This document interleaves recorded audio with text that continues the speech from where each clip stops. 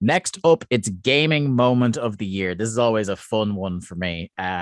Previous winners in the category. 2015, we had the hospital sequence from Metal Gear Solid 5. In 2016, we had E1M1 in Doom. 2017 was Mesquite, Texas, Wolfenstein 2, the new Colossus. 2018, Blades of Chaos from God of War. I can't believe that game is 3 years old. 2019, the title sequence from Ape Out. Last year, 2020, Bobby in Paper Mario. Rest in peace, Bobby. Rest in peace to a real one. R.I.P. to a real one. Yeah. I mean, it didn't sound too dissimilar to what you were trying to describe with Ford Cruller in the previous category, to be honest. Our nominees in the category this year are the coolest 3 words in the English language in sequence: Chainsaw Tank Battle from Resident Evil Village. Yeah. Dartmoor Knives Out from Hitman 3. Fatherland Follies Psychonauts 2. Getting the Teleport Boomerang X. Giant Cat Mario Bowser's Fury. Kicking Lads Deathloop. Yeah. Shredding down a cosmic slide in the Artful Escape. Storm Riders in Guardians of the Galaxy. The Baby from Resident Evil Village, and the Huddle from Guardians of the Galaxy. Going first with gaming moment of the year, wielding the axe, is Barry. Oh, okay. This is a fucking tough category. Okay. I'm gonna cut one of my babies here first. I put this first mention of this game, I believe, so far, the teleport in Boomerang X. Nice to have a moment. There's actually a couple of moments on this list that are actually gameplay centric rather than here's a big story occurrence, which I do like. When you get the teleport early on in Boomerang X, you're not even an hour in, I don't think, by the time they give you that. It is the most kind of like eureka moment ever in a game where the thing of Boomerang X becomes immediately apparent to you. And you're like, oh, wait now a minute. Oh, this is tasty. This is tasty. And it's really tremendous. And it's the moment, like I said, it's a gameplay moment. So it then encourages you to go off and create 10 million more memorable kind of plays and instances in that game. Really great moment in a very fun video game. And like I said, I like to have one in there that's like mechanic. Do you know what I mean? I love the unveil of a mechanic in a game when it's the coolest thing ever. And it's just a button. It's just a thing you can't wait to do over and over and over again. Yeah. Big love Boomerang X. I will cut it, but it's a cool moment. Okay. Yeah, I love that moment. I love that game. And it's the kind of thing where you like, for the first sort of half an hour, you're like, all right, I get the feel of what this game is. I'm in these arenas, I'm running around, I'm trying to avoid stuff and throw the boomerang, and right, cool. If this is what the game is for like the next 3-4 hours, then yeah, it's just a solid little game right here. And then the moment you get the teleport, you're like, I can fling myself around this fucking arena, and the arenas just get bigger and bigger, and the floor space gets lesser and lesser. So it's like the teleportation becomes not only just a fun new toy to play with, it becomes a fucking like requirement and necessity as you get later on. And like the gameplay loop of like throwing a boomerang, teleporting to wherever you are, going into bullet time to kind of like line up where the shot is, throwing the boomerang again, teleporting. Oh, what a game. But yeah, it's not winning this. So like 2 of my most 5 watched Twitch channels this year were Mark's and Barry's. And I feel like a lot of the journey of Boomerang X, I came on with Mark because I was like, I know that I don't have the minerals to play this game, but I will watch Mark play. And I thoroughly enjoyed watching Mark fucking lose it playing that final like black ass Leviathan boss thing in the like, yeah, just big like black snake weird looking thing. And yeah, the teleportation thing, it just seems so cool, the mechanic, but that game, just looking at it, stressed me out way too much to want to play it. Trust me, it stressed me out playing it. Would you say, Mark, that Boomerang X was the most Mark Robinson game of this year? Oh, absolutely. Like I in my blog post, I talk about like what I loved about Ghost Runner, which was the most Mark Robinson game of last year. All of that applies to Boomerang X. So absolutely, it is the most. I literally have not played 1 second of it. Like, there's actual boomerang in Boomerang X. Yes, there is an actual boomerang. It is the only weapon in Boomerang X. Does the boomerang ever get tiring in Boomerang X? No. Okay. No, it is. We're going to talk about that later on. Would you say in the way that game. Metal Gear Solid is tactical espionage action, it's tactical boomerang action? There is a level of tactics involved, yes, but there's also a lot of chaos involved as well. Yeah. What I want, Mark, is like our first regular cast of the year to be your ranking of boomerangs from video games. Can you do that for us? All right. Yeah, I can do that. It's Zelda and Boomerang X, I guess. Just the two. Yeah. Just the two. They can make it if they try. Okay, next up is Mark. It'd be really easy. It's easy to go into another like burial of Bowser's Fury, but I'm not going to do it. I'm not going to do it just yet. Man, this is actually a tough category. Yeah, this is hard, man. These are some moments. To be honest, to support Mark, I'm looking at it, and I do think the giant cat Mario. I don't think it hangs. Yeah, is one of the weaker fine, moments on whatever. here. It's for me. It's the, Mark's just like for me, it's the only one of these left on the list that I haven't played through myself. So I'm the most ambivalent about it. It's that this was an early enough game in the year, which is why I think I nominated it. It's funny because we've got like, I would say I could have had, again, you know, the craziness of the last few weeks, you catch up on stuff.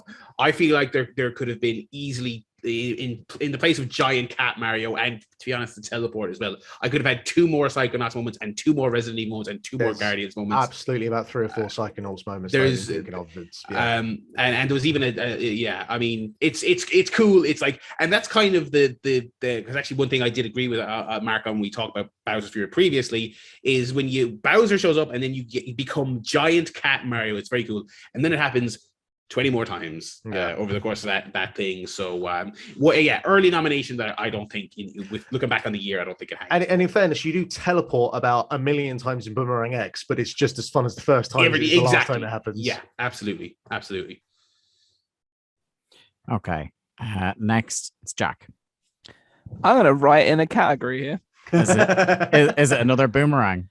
And then immediately eliminate it. No, it's not. Jack is just going to write in for just out of spite every single category for the rest of the show. I'm really not. This moment is just too good, and I try to nominate it, and I know it wasn't. I have to mention it. Jack's like, there's this guy Ford Cruller, right? Yeah, this geezer, full fat in Cruller. No, it's so, and it's another Life is Strange moment. Okay, so. In Life is Strange, spoiler alert, I don't know how far you're in, Barry, but has the thing happened with Gabe yet in the game? Yes. Okay, so Gabe passes away, and Gabe is like this awesome guy in the town that everyone really likes, but more crucially, he is the sort of, airsat stepdad to this kid in the game, and he doesn't take it very well. His death, he feels responsible because it was him who kind of went running away to this like active kind of mining site where there was all sorts of explosions and stuff going on, and it ultimately cost Gabe his life, right?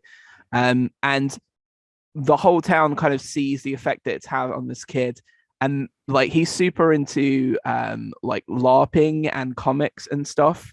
And one of the chapters of the game, the entire town comes together, like this small little town comes together for this kid to create like a massive live action role play that he is the star of, and they all create like quest paths and stuff, and you get to play through it, the LARP, and like that whole section turns into like an old school RPG where you get like little attacks coming up and like numeric values and stuff as to how much the attacks cost. And you can find items hidden around the town that kind of boost your character or give you like more health or potions and stuff like that.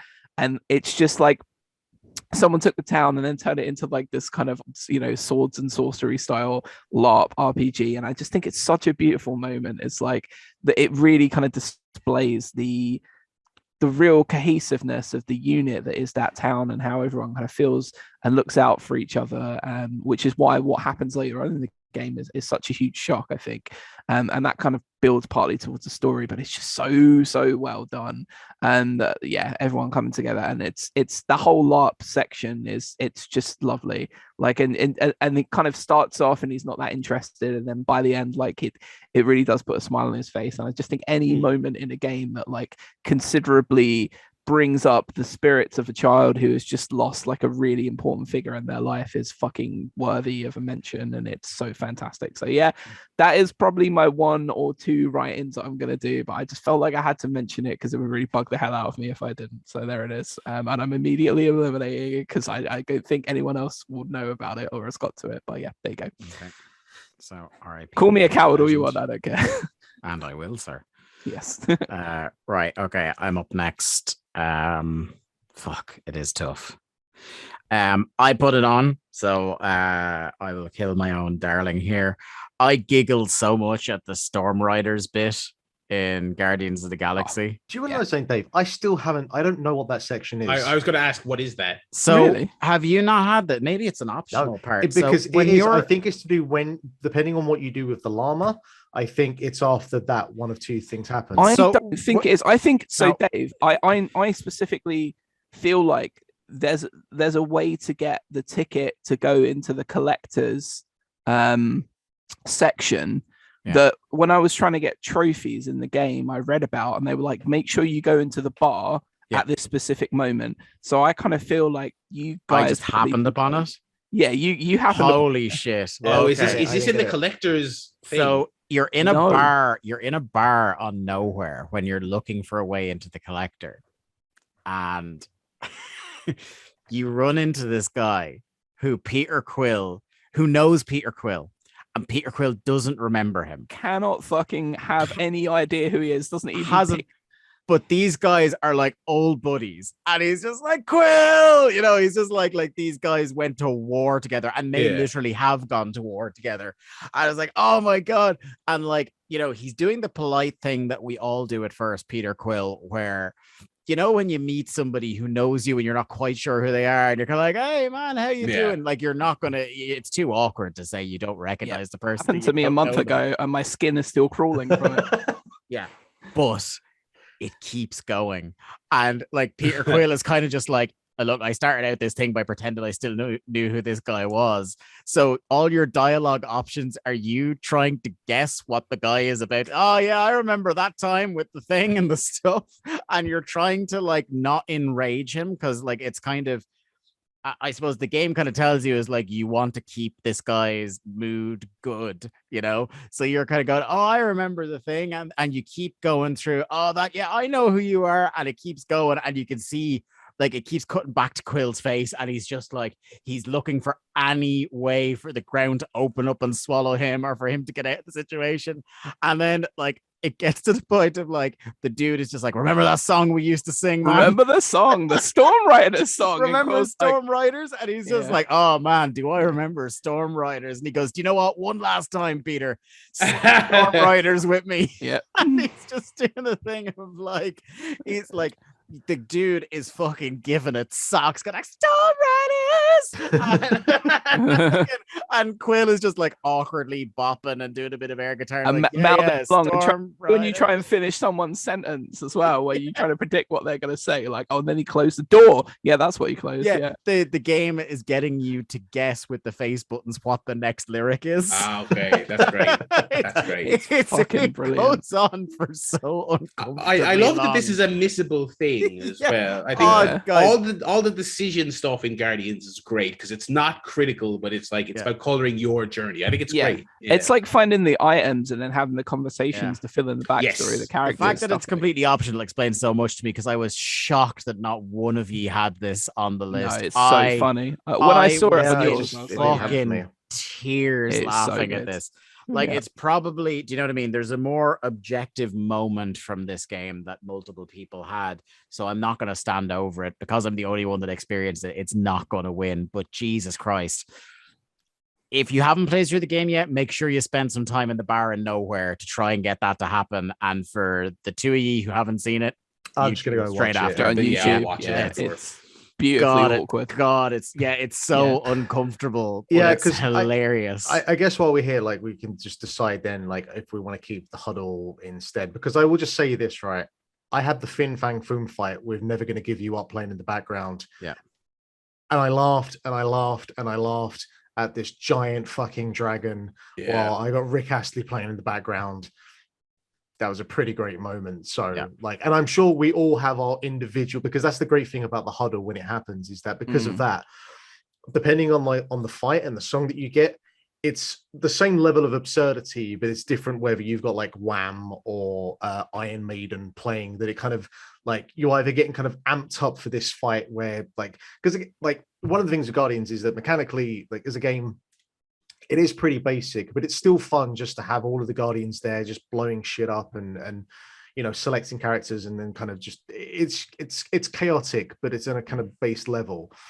But you know, just having that added addition of, you know, bringing like everyone together, and again you have, you know, one of the two dialogue options that you pick, and they're not actually essential, and even in that self is funny that either, you know, like they're all like, what the fuck are you talking about, that doesn't make any sense, why did you say that? Or I love that when the huddles go wrong, I actually enjoy it more than when they go right. It's really good. You're like, really all it's missing is just like a womp womp at the end when it doesn't go well. But like did anyone have like a specific huddle that they remember particularly? Because like, again, like Fin Fang Foom with Never Gonna Give You Up, just it broke me. I got Maiden once when I had to, I think you have to like blow up like different points on that are holding your spaceship together, like your spaceship's being held down, and you have to blow up like the couplings. So there's like loads of enemies flying around me, and there's just Iron Maiden blaring out in the background of the explosions and shit, and I'm flying around trying to knock the coupling. I was like, yeah, because I'm like such a, you know, from like 12-year-old, like got into like heavy metal and stuff, and I don't listen to it too much anymore. But you know, if you couple the right Maiden song up with the right moment for me, then it's just perfection, and I loved it so much. So definitely Huddle over Storm Riders for you, Dave? Yeah. But does Huddle win? While we're here, probably not. Probably, yeah, because it's so non-specific, because it happens at different times and it can be different songs. There are three things on here that I prefer to it. Yeah, I guess I had a fair few of the huddles that were really fun, and they really do add like this. Yeah, because it's not essential, but just its inclusion. I'm so happy. I guess, is it one of those things that on a technical thing, like, is it a moment if it's like a core piece of the gameplay that it happens every time you fill the bar? I think it could be. I think it is. I mean, we were just talking about the boomerang there. Like, that's fucking core every 3 seconds in Boomerang X. So I think it still counts. And like some of the most memorable moments of that game were from the huddle. Wait, I guess it doesn't win. Huddle or Boomerang? Only choose one. I would say Huddle. I would. Like, if Boomerang X had Iron Maiden in the background, story, but so. Okay. If it was Boomerangs of the Galaxy, you're in? Yeah, absolutely, of course. Okay. My word. Okay. So, Barry. I will take out Kicking Lads and Deathloop. It is great though. Any game that has like the tool set that Deathloop has, and has ragdoll physics, and has a big dumb, for all your special abilities, has a big dumb, click the right stick to do a dumb melee attack, and they go stupidly flying and fumbling all over the place and landing on other people, and you can kick them into objects and explosives. It's tremendous. It epitomizes what's fun about that game.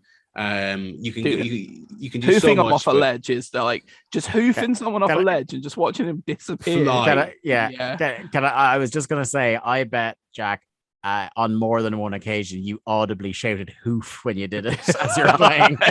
I did. You're a man who loves the verb hoof.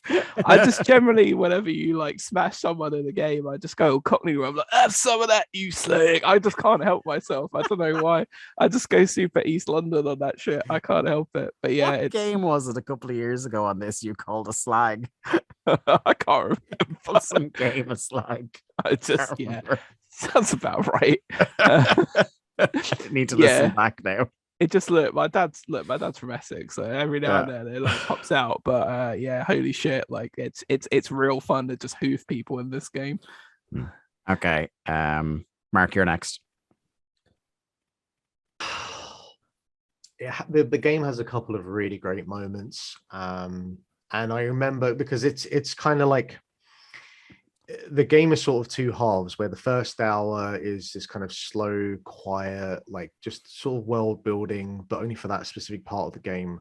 And then the rest of it is really just, it kind of like plays in this one idea, which is hold down the button that makes you shred your guitar and then slide down different things. Yes. And the first time you do it, you are sliding down this just giant beam of energy while you're in like the clouds and the stars. And you really get like wait, what the hell is this soundtrack? This kind of grand orchestral, like Queen space opera while you're shredding the fuck out of the guitar. And it's like, this is not the game I was playing 10 minutes. Now, by this point, you've met Lightman. And so obviously it's off to the races at that point.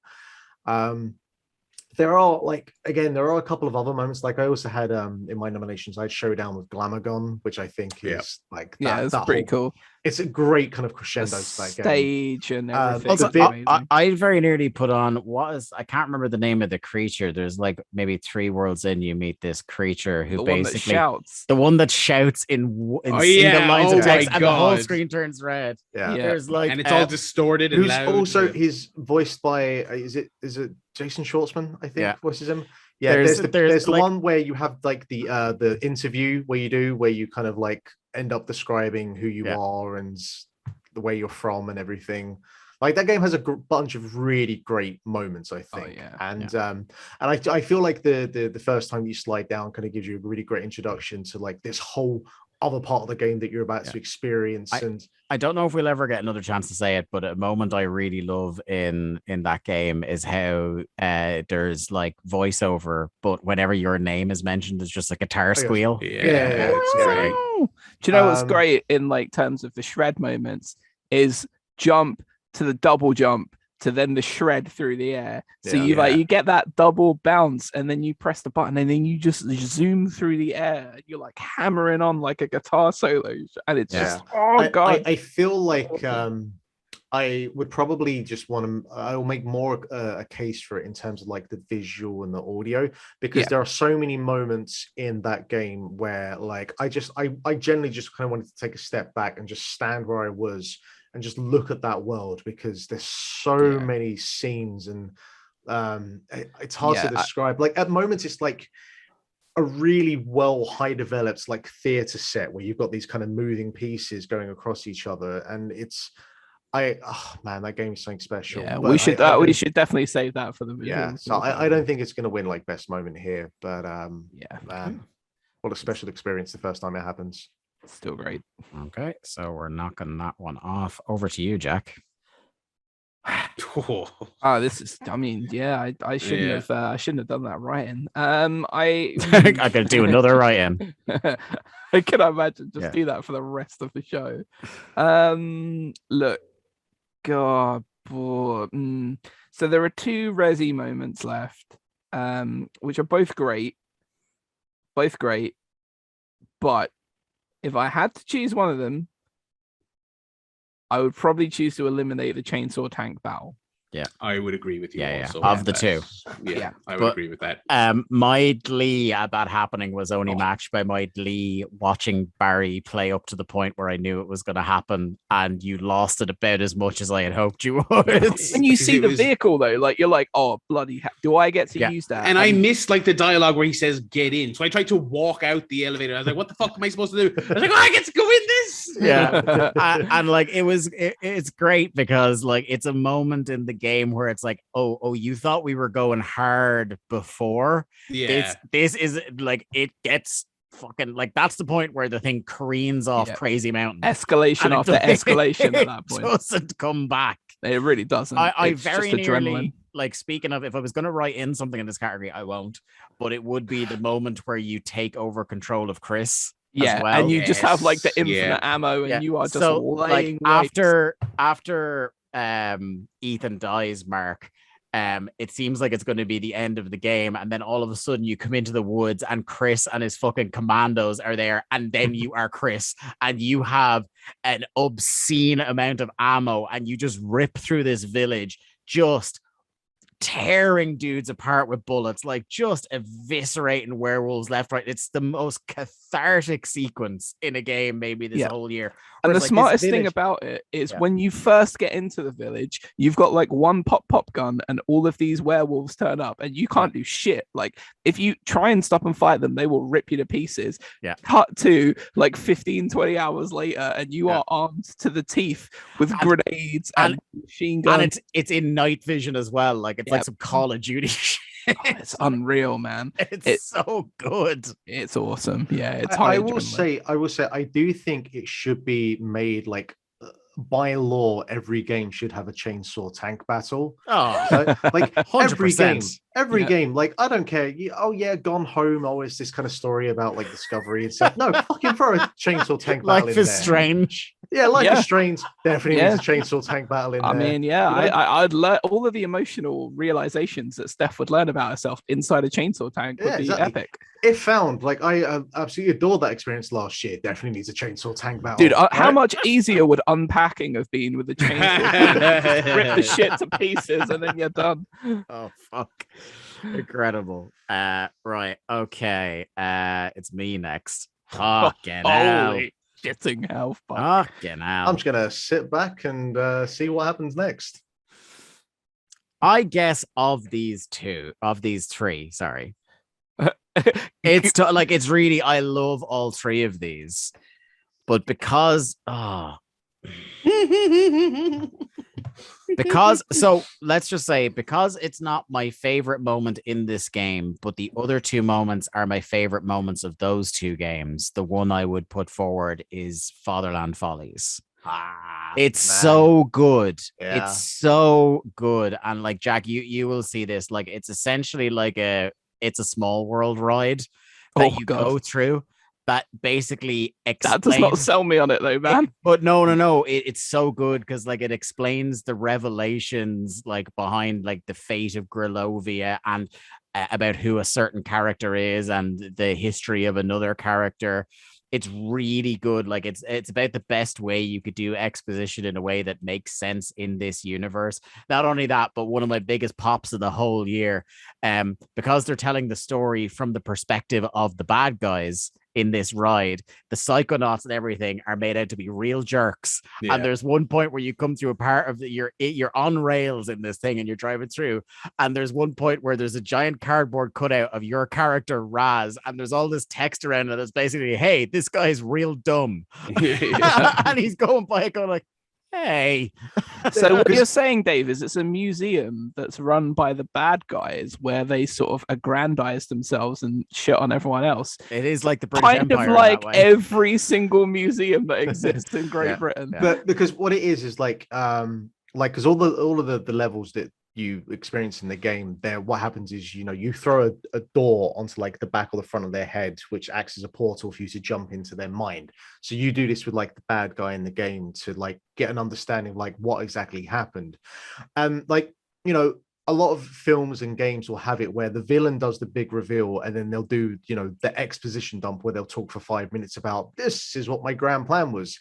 And this game could have easily done that, but like this is just not what Psychonauts and Double Fine do. So they do it in this way where they take you on this it's a small world journey, and you have like all of these mini like kind of pop-up characters and animatronics that are explain the story, and it stops at different parts because you have to get out and so you're not only just doing the ride, but you kind of go behind the scenes of the ride as well to like do the bits and pieces. It's so well done. It's incredible. Again, that game has so many like different things. I voted for as well. I had like the Psyching Sensorium, which Dave kind of mentioned earlier. Like that whole thing is just like a one big LSD trip. That might be by Jack Black. That might have been my one. Yeah. Like there are. That's the problem. Is that like from about like when you're about 40% of the way through that game, like pretty much from then the run all the way to the end, it's like every hour there's a new fucking awesome moment, or revelation or something like that. So maybe like its biggest sin is that it's just on the same level as of quality as a bunch of other moments from this game that I can't choose between. You were talking the other night about the boss fight with like the cooking, like that whole thing as well. Oh yeah. I adore the Fatherland Follies because it presented that like cliched villain talking about his grand plan and just doing it in such a different way and such a clever way and such just a memorable way. I love it, but I'm not gonna. A villain who, by the way, is introduced to the game by standing with his head being smashed under a thing in a post room. Yeah. But I I do don't also know love. why when you described this to me, I just got to get this out now, but it just reminded me of the scene in Shrek where they turn up and it's welcome to Duloc, such a perfect town. It's not a million miles Yeah, off. But mixed with Portal, because you said you kind of go behind the scenes, like when you break in those little weird sections in Portal and you find out there's absolutely some of that in there as well. But I do love Dartmoor Knives Out as well. So we're left with Dartmoor from Knives Out. Dartmoor Knives Out from Hitman versus the Bibby from Resident Evil. Oh god, this is hard, man. So let's go to Jack for Dartmoor and then Barry for the Bibby. I mean, I could cut promos on both of these. And you're probably about to. Yeah, look, I'm not gonna. I'll leave the baby to Barry. It's like Jack's best running bit on the podcast is, look, I won't spend too long on this. Half an hour later, I won't toss the baby out with the Barry war. I will say that when you first saw it's a complete inverse of what we were talking about with the anticipation and shit. In seeing games and trailers and thinking, oh, that looks cool, and then it being absolutely gash like 12 minutes was. When you first saw the sort of like Knives Out murder style scenario in the trailers for the new Hitman, you were like, I can't believe they've done this. This looks really cool. And then you play the reality of it, which, look, yes, and I know we had McGee on the show and he's like, well, you can just see the woman like in the hallway and you can just shoot her down in like 2 minutes and then run out of the level, or you can literally you are robbing yourself of an experience. The whole murder mystery in that house is set up and plays like a chapter from a really cool mystery game. Like you're going around Agatha Christie, like it is. You're going around, you find secret rooms that you can only access with a certain type of cane. There's like other situations going on. There's like a lawyer like who's in there to figure this out, and you're finding like notes and diaries that have been like around for years. You can interview all of the different characters to try and figure out what it is that you've got. It takes you around the house, the gardens of the house, like the shed at the back, trying to figure out what's going on. And then not only does it give you all of that, but it gives you the option at the end to then put all your arguments to the main character, by the way, who is the character that you have to murder. So you're sat there justifying why you think this person committed this murder to a person that you are then going to go and kill. And then you kind of have to they sort of back you into the corner with the text options where you have to construct an argument that makes sense. I don't know if it's because we played Paradise Killer last year, but like I got more of a taste and stuff for it. But doing all of that in the context of like a living, breathing Hitman level, it's just such a satisfying, brilliant experience. Like, and the first time you play the level, like the detective that she's hired is just standing right there and is so easily knocked out and had their like having their clothes taken that it just might as well be a big red shiny arrow pointing to it going, knock this fucker out and play through this level like it's a murder mystery. I just think, of all the things that they've done in Hitman, and, I guess for some people, maybe the formula might get tired here and there, but they really try to do something different here in a couple of levels. Like they perfected the formula with this one. And that level. They did, and it's just so cool. Like you can cheese it, and when you're doing playthroughs to get whatever, like I said, you can, but it just, the first time you play it, if you don't play through the murder mystery, I don't know what's wrong with you, because it's just so satisfying to do it.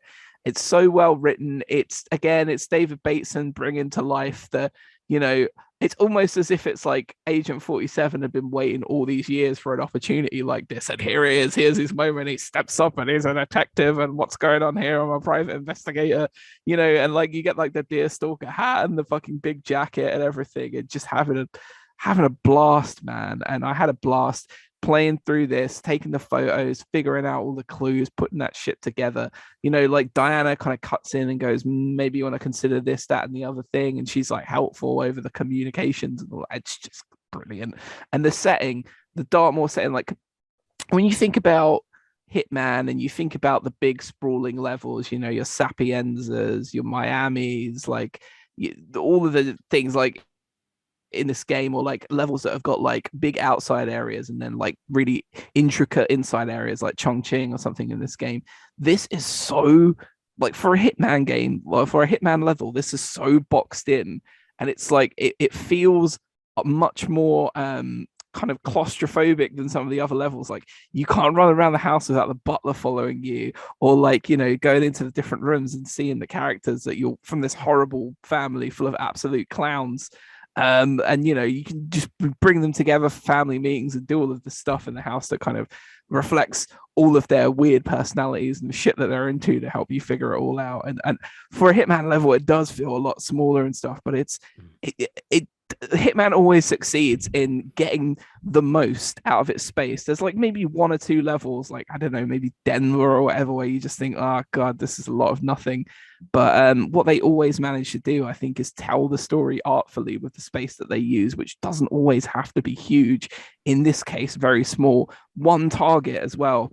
So rare for a Hitman level to be one target, and yet you don't care about any of that shit because it's just so very excellently executed. And just massive thumbs up to IO for taking a bit of a risk in doing something like this and just nailing the fuck out of it. So yeah, the Knives Out sequence, the detective sequence of Hitman 3 is a fucking slam dunk. Well done. And for me, like the one specific moment, because I guess the argument you can make here is like, okay, well, this is a level, you know, in the game. Like, is this actually a moment or not? But the one moment for me is the way that you can execute the woman by getting them all to do the family portrait in front of the fountain, and you can electrocute her. Like that's like my favorite kill I've ever had in a Hitman game. My favorite thing that you can do is to get her so depressed by the outcome of your investigation that you don't actually have to kill her. She just walks outside. She's like, I need to take a moment to consider. So normally she comes back in and she'll like give you access to the files or whatever. Like you strike a bargain with her when you figure out who it is. But one of the options in your summation gets her so depressed and like so just like had enough of it that she just straight up chucks herself over the balcony and commits suicide. It's possibly the most fun I've had doing all the different, because I platinumed Hitman 3, so it might be the most fun I've had doing absolutely everything in a level in one of those. Don't you think all of the, and as well, you can accuse 3 different people, and I don't know about you two or you three, all of us have played it, but I saved right before I went into the summing up just to see what the outcomes of me accusing the 3 different people were, and they were all different and they were all so well done. Right, we will turn over to the opposition. Barry, the baby. Well, you know, I the opposition, I don't know. As I'm saying this, I don't know where I'm gonna plant my flag, because God, these are 2 great moments. I feel the same way, man. Going into this, Barry, what I will say is I think like, and I say this in my Game of the Year article that's coming out on the website, but I think the House Beneviento section by itself is the best horror game of 2021. And this might be the most traumatizing part of it. When was the last time Resident Evil was this scary? Like, it feels like the early bit of 7 where you can't get out of the small area and he's coming after you is pretty like tense, but I don't know if it's as horrifying. I mean, this is the kind of the strength of Village, is that it's doing an excellent job of serving many masters, which is really impressive. Yeah. It's very wacky. It's a very over the top, without alienating people the way like 6 did. It's got self-aware comedy. It's got some of the best pacing I've ever seen in any video game in the last couple of years. It's such a perfect, tight roller coaster experience, without being too on rails either, which is great. You've got this like segmented map, and each segment has a particular boss, and each segment has a particular theme and setting. And even though it's set on this one grander village, there really is a uniqueness to each one. And so when you go to the I think it's the second area after you kill Lady Dimitrescu, you go to this section, and it's like really guttural pit in your stomach scary, this particular section. So I can't remember the particular contrivance they do, but they get your weapons off you for this particular section. And so it's a little bit PT. I think PT was probably a fairly direct inspiration for it. You're pottering around, you're trying to solve the most Resident Evil puzzles you can ever. You're trying to find like an ornate bronze dog head to slide in a door to open to get out of your predicament and all this other stuff. And just kind of you start down again a very PT, like a very kind of normal looking domesticated kind of domestic setting hallway, and this absolutely gigantic horrific fetus pokes its head quite humorously around the corner again, because they constantly have, even in the scariest moments of this game, it has that weird kind of devilish sense of humor about it. And of course, it's like the most unsubtle theming ever, because you're trying to basically reassemble your daughter, your infant daughter, during the course of this game. And so this baby pops its head around the corner, and of course we're talking 2021 high fidelity AAA game graphics. It's this really horrific looking giant red blood-soaked drooling 800-pound fetus, slugged like a half, like it's like looks superhuman but also looks slug and alien like as well. And again, you have no weapons, so you have to run away from it. And it's we're now in first person Resident Evil period, so you're in a tight space as well. You run into that cupboard and you are locked in the cupboard, and you're like, fuck, because you don't know like if you've done the right thing by getting in the cupboard. When you see the fucking fucked up baby thing come into the room and you're trapped in there, you're like, oh shit. And that, to me, that particular sequence, like as well as the PT stuff we talked about, there's Alien Isolation. Yeah, it's being lifted from as well. The moments where you're in the locker and the xenomorph is right up on top of you.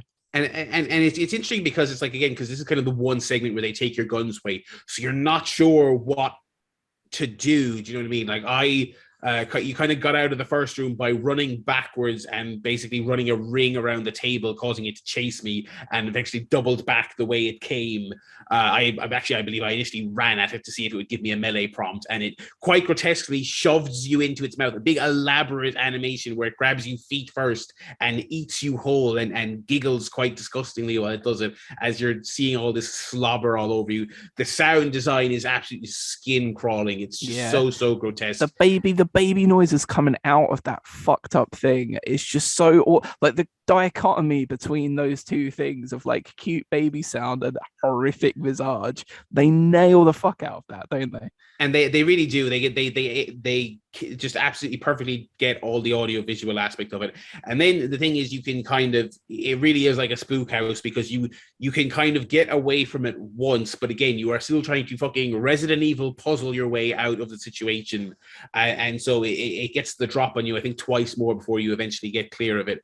And like something you couldn't script it better, like in a horror movie, the end of that section, you are sprinting towards like an elevator, and I was hammering that button for the elevator, and I was like, I'm not looking behind me. I can hear it. I know what's coming behind me, but I'm waiting for that elevator to come on, open, let me in and let me press the button so I can go. It's like heart racing. It's so good, and it's so completely different from everything else in that game, which is one of its strengths. You're constantly doing something new and interesting and weird, and they're trying this, and that's not even like the boss fight of that section as well. Nope. But like, there's some weird doll shit. You gotta do like a weird fucking odd, man, that really bizarre hide and seek game with a haunted Annabelle style doll. But the baby, I think, is a phenomenal segment.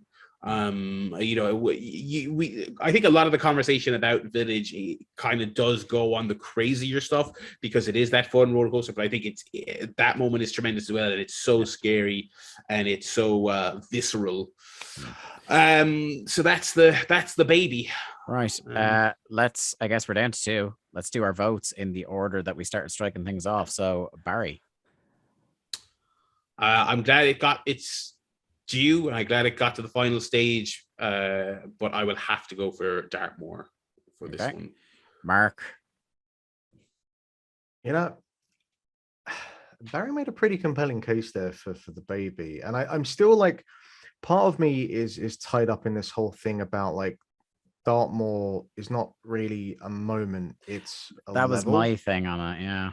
But the thing I will say though is that for me, what I'm nominating here or voting for is specifically just the quest line. Because Dartmoor, you could say, oh, it's not really fair to pick a level, but Dartmoor as a level has 10 million other things. You can do so many different ways of killing. I'm talking about being fucking fake Benoit Blanc and going through with that quest line. I would categorize that the same way as being Helmut Kruger in Hitman 1. Exactly. I mean? That's not the Paris level. It's that particular thing. Yeah. Now it's quite long. Don't get me wrong, but I still think it's a sliver of a huge level that you can do 10 million other things in. They have opportunities in the level, right? And that's like an opportunity. It's not like the whole. Like you don't have to do that every time you do it. Yeah. Because the other thing as well is because I'm really undecided on this. Like, do you think that if this was Dartmoor Knives Out, but Knives Out wasn't actually a film, and so there was no resonance that you could make, no connection to that, like, does this level, does that whole story, like, is it as impactful? Because I do think part of it for me is the fact that Knives Out was like the best film that I watched that year, and so just to have that in a Hitman, like, that's such a fucking genius idea. I mean, we've had murder mysteries, and specifically like in Gothic Mansion murder mysteries for centuries because Benoit Blanc is Poirot. Yeah, you know what I mean? Yeah, essentially. Yeah, that's it. And I feel like, funnily enough, I feel like Dartmoor is actually even a little bit more down the line than Knives Out was. A lot more, actually, really, to be fair. So I feel like even if I think that the release of that certainly does strengthen Dartmoor as a notable thing. But I feel like even if you didn't have Knives Out, you would still know what the thing is that they're going for. Yeah. You know, Mark, I'm gonna have to push you. Oh, fine, I'll go Knives Out.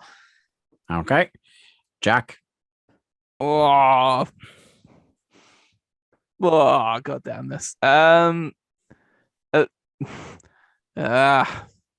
Look,